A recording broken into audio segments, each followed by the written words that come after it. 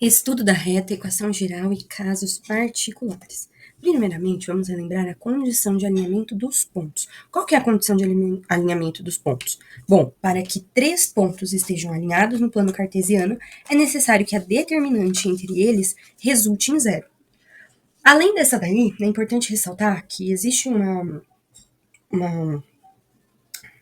forma de encontrar a área do triângulo com a determinante. Por quê? Como você acha a área do triângulo pela determinante? Bom, é só você escrever que a área é igual a meio, para quem não sabe o que é meio, é 1 dividido por 2, vezes o módulo da determinante que encontra-se aí, que é essa determinante da condição de alinhamento dos pontos. Eu estou ressaltando isso porque teremos um exercício para fazer isso. Bom, seja R a reta do plano cartesiano determinada pelos pontos A, que tem XA e YB, o B, que tem o XB e o YB, e o P, que tem um X e um Y. Esse P é um ponto qualquer de R.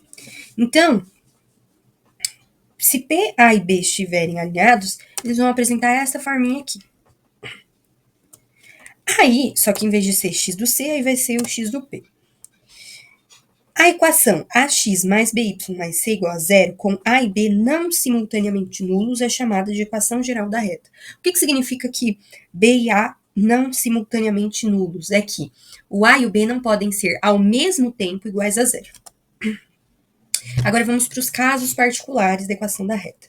Se A for diferente de zero, o B for igual a zero e o C diferente de zero, então X vai ser igual a K, que é a equação de uma reta paralela ao eixo Y, com x igual a k.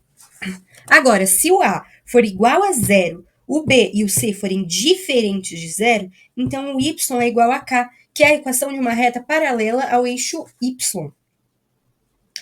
Se o A for diferente de zero, mas o B e o C forem iguais a zero, então x vai ser igual a zero, que é a equação do eixo y. Se A for igual a zero e o C também for igual a zero, mas o B não vai ser igual a zero, ele vai ser diferente de zero, porque lembra, A e B não podem ser iguais a zero ao mesmo tempo. Então, o y vai ser igual a zero, que é a equação do eixo x. Se A for diferente de zero e o B for diferente de zero, mas o C for igual a zero, então AX mais BY igual a zero é a equação de uma reta que passa pela origem. FGV adaptado. Os pares XY dados abaixo pertencem a uma reta R do plano cartesiano.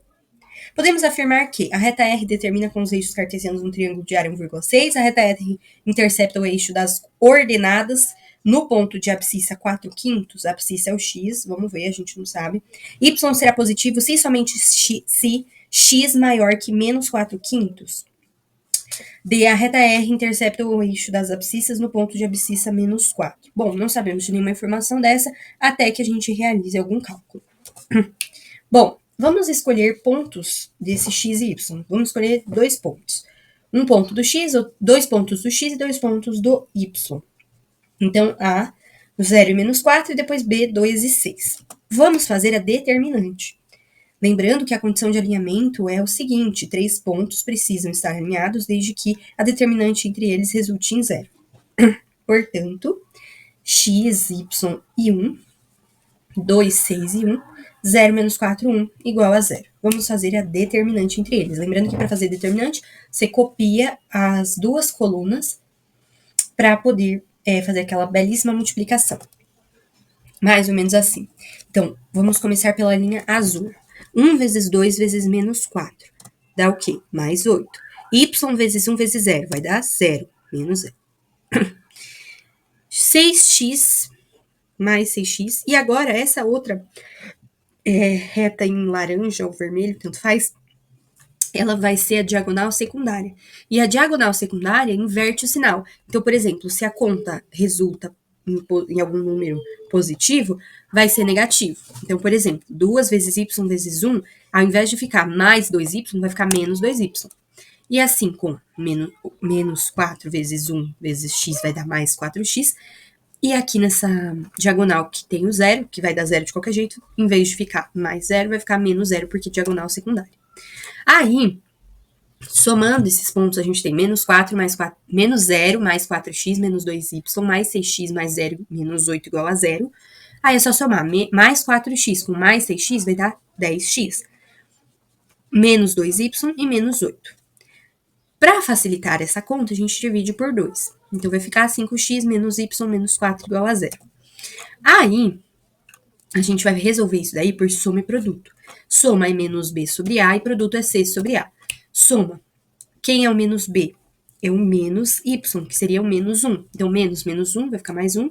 E o a é o 5, então dividido por 5. E o produto c sobre a, então vai ser menos 4 quintos, certo? Porque o c é menos 4 e o a é 5. Aí, a gente vai fazer um gráfico que intercepte esses pontos. Aí, a gente vai encontrar o x no menos 4 quintos. Menos 4 quintos, certo? Se a gente tem esses dois pontos, o que é que a gente vai fazer? A área do triângulo, porque ele afirma na alternativa A que a área é 1,6, então a gente tem que ver se é isso mesmo. Então, a fórmula da área do triângulo é base vezes altura dividido por 2. Aí, a área, então, vai ser o quê? 4 quintos vezes. Por que 4 quintos? Porque 4 quintos seria a base desse triângulo.